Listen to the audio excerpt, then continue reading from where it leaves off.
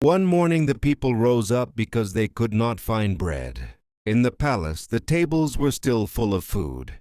One of the greatest revolutions in history began not with a slogan, but with an empty, hungry stomach. So was the French Revolution truly about freedom? Or did a collapsing economy light the spark? If you enjoy content that explains history and economics through human stories, don't forget to subscribe to the channel. Your support helps new episodes get produced. Now let's go behind the curtain of the revolution. Toward the late 18th century, France appeared from the outside to be one of the most powerful kingdoms in Europe. The population was large, the lands were fertile, and culture and art were at their peak. But behind this bright image was a severe financial collapse. The state treasury was nearly empty. One of the biggest reasons was a series of extremely costly wars, especially the 7 Years' War and the support given to the American War of Independence brought France's military prestige but nearly drained the treasury. The state began to run on debt. Most government income could only cover interest payments. It would not be correct to say the problem came only from spending. The tax system was also broken. The tax burden was not distributed fairly. Nobles and clergy were exempt from many taxes. The entire financial weight was placed on peasants and the urban lower class. Those who earned the least paid the most. This imbalance increased economic pressure. On top of that, several years of poor harvests reduced grain production. Bread prices rose rapidly. At that time, a worker spent more than half of his income on bread alone. When prices doubled, survival itself was threatened. Palace spending, meanwhile, continued at the same pace. The luxury of Versailles stood in sharp contrast to the poverty in the streets of Paris. For the people, the problem was not only hunger. It was the feeling of injustice they were trapped inside. People worked hard but received no real share from the system. The fracture we call revolution first began in these empty wallets and then spilled into the streets.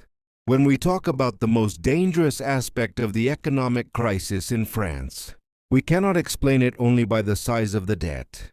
The system itself being locked was also one of the biggest causes of the crisis. State revenues were not enough to cover expenses. But raising taxes was not easy because the existing order was built on privileges. The country was divided into 3 classes: clergy, nobility, and common people. Although the first 2 classes made up only a very small portion of the population, they were exempt from most of the tax burden. When the state needed money, the door it knocked on was again the door of the 3rd class, the working population that produced everything. This multiplied the economic pressure even further. Finance ministers attempted reforms, proposed new tax plans, and suggested cutting spending. But the palace circle and privileged classes resisted these ideas, because reform meant loss of privilege. On paper there were solutions, but there was no political will. As the debt grew, the state kept borrowing new money to roll over old debt. This was an early form of a debt spiral. As interest rates rose, trust began to fall, and as trust fell, borrowing became more expensive. Financial circles became more cautious about lending to the government. Cash flow tightened. Salary payments were delayed. Supply chains were disrupted, and unemployment increased in the cities. At the same time, the population had grown and urbanization had accelerated. More people depended on the same resources. Even a small supply shock in the grain market created major price spikes. Speculators stockpiled goods, black markets formed, and price volatility increased. In the eyes of the people, the problem no longer looked like simple mismanagement, but almost like economic betrayal. Because people felt this clearly, the system was not working to protect them, but to protect the upper classes. When trust collapses in an economy, it is not only money that loses value, authority also loses value. France had reached exactly that point. The financial crisis had stopped being a technical issue and had turned into social anger. What accelerated the revolution was the merger of this accumulated economic pressure with political gridlock. In Part 3, we will examine these dynamics in greater depth. If you're ready, let's move to Part 3.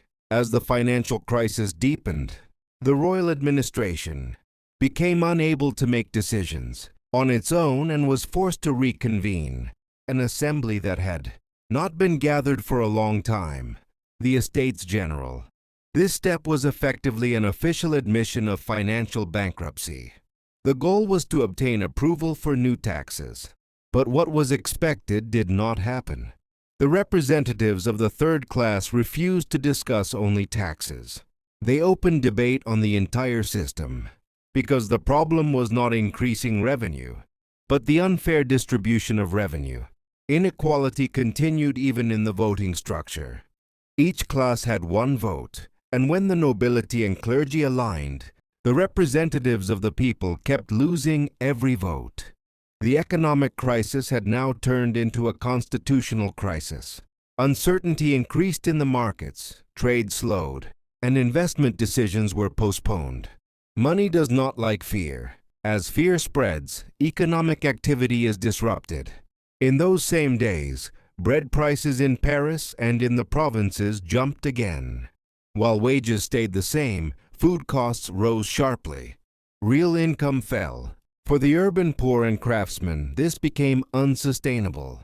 Tax collection also became more difficult because people could no longer afford to pay. While the state could not collect revenue, the debt burden continued to grow. The financial system was effectively locked. In this environment, even rumors created economic impact. Claims such as grain is being hidden, the palace is stockpiling, and prices are being raised deliberately, expanded the panic. Where panic exists, rational market behavior disappears. The storming of the Bastille is for many a political symbol, but behind it stood economic fear, fear of hunger, fear of unemployment, fear of being crushed by debt. The slogans of the revolution were ideological, but the real force that drove the crowds into the streets was the emptiness in their wallets. When the economy breaks, the social contract also breaks. That is exactly what happened in France.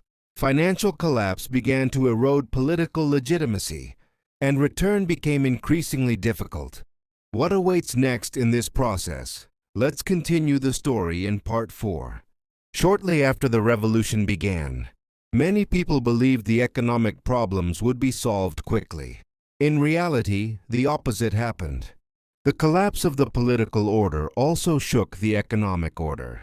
The tax system broke down, the collection mechanism fell apart, and the state's regular revenue flow grew weaker and weaker. The new administration chose a radical step to find financial resources. It seized church lands and used those assets as collateral to issue paper-like monetary certificates. These new monetary instruments were called assignats. At first, it looked like a solution because it provided liquidity to the market. But excessive issuance soon began. As the money supply increased rapidly, inflation rose just as fast. Prices became uncontrollable. In today's terms, because monetary expansion was not supported by increased production, the currency lost value. Once again, fixed-income citizens suffered the most. Savings melted away, and wages could not keep up with rising prices. Traders struggled to set prices because the currency was worth less each month. This uncertainty further damaged market confidence. The government attempted price controls, but this led to the expansion of the black market. Hoarding and unregistered sales increased. When the natural balance of an economy is disrupted, forced rules often produce the opposite effect. During the same period, internal unrest and external wars also began. The war economy increased spending while reducing production. With much of the young population sent to the front, labor in agriculture and crafts declined. Logistics and transportation were disrupted. As supply chains broke down, stabilizing prices became impossible. The revolution had brought freedom, but in the short term, it could not deliver economic stability. The critical point of this section is this. The injustice of the old system was destroyed, but the system that replaced it struggled at first to establish financial balance. Political revolutions can be fast. Economic recovery is almost always slow. Would you like me to continue with part 5? As the revolution moved into its latest stages, France was forced to shift not only politically but economically into a new model. Removing the old feudal obligations was a step that would free production in the long run. But in the short term, it created a severe transition shock. Peasants were released from certain burdens tied to the land, yet they also lost the old protection networks that had supported them. The dissolution of guild systems freed craftsmen, but it also made price and quality standards uncertain. The market was more open, but also more volatile. The state tried to establish new tax structures to generate revenue. Consumption taxes and indirect taxes increased. This raised the cost burden on the urban population. At the same time, the expansion of wars pushed France fully into a war economy. Feeding, equipping, and transporting the army required enormous budgets. Government procurement grew, and some sectors expanded. But the civilian economy steadily contracted. Because of inflation and distrust in currency, people preferred holding goods instead of cash. This behavior slowed the velocity of money. When confidence declines in an economy, money stops circulating within the system and moves outside of it. In response, the revolutionary administration introduced new measurement systems, a standardized currency structure, and a more centralized fiscal record framework. These reforms were painful at first, but they laid the foundation for modern economic infrastructure in the long term. Banking, budget planning, and public accounting began to settle into a more rational structure. In other words, the revolution first shook the economy, then forced a reconstruction. Winners and losers changed places. Wealth changed hands. Economic power began to shift from inherited privilege toward position within the market. This formed one of the early versions of the modern capitalist order in France. In Part 6, these developments are examined more deeply. Let's take a closer look together. The French Revolution is often remembered as a romantic social uprising defined by the slogans of liberty, equality, and popular sovereignty. But from an economic perspective, this revolution was not only a regime change but also a transformation of the entire economic order. Before the revolution, the economy functioned to protect certain groups. The tax burden was not distributed fairly. The property structure was rigid, and state finance was controlled by a closed elite circle. The revolution broke apart this structure. In the short term, the results were far harsher than expected. Inflation, currency depreciation, production decline, trade contraction, and prolonged uncertainty.